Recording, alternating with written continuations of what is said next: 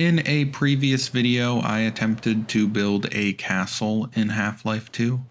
I don't really know if I built a decent castle in that last video. I suppose it turned out okay, but what I really learned is that it's pretty difficult to line things up on a grid in Half-Life 2.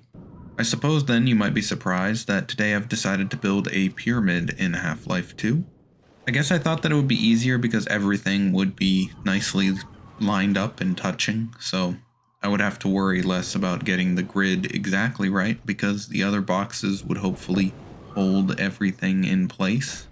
Unlike a castle which has an open area in the middle, all the boxes in the pyramid would be touching, so they wouldn't be able to get out of place. I was definitely wrong about that.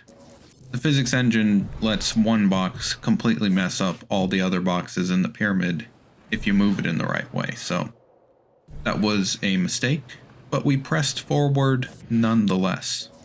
I also hoped that, just like in ancient Egypt, some of the local aliens could give us a hand.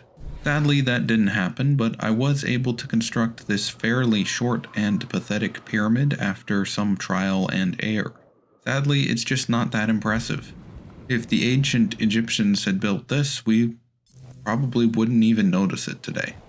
And look, I did set out to make a taller pyramid, but at that point Half-Life 2 had had enough and started going all slideshow mode on me.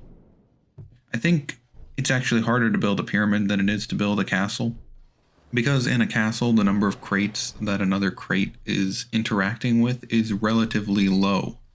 But with a pyramid, every single crate is interacting with every single other crate. Its own physics affects every other crate in the pyramid.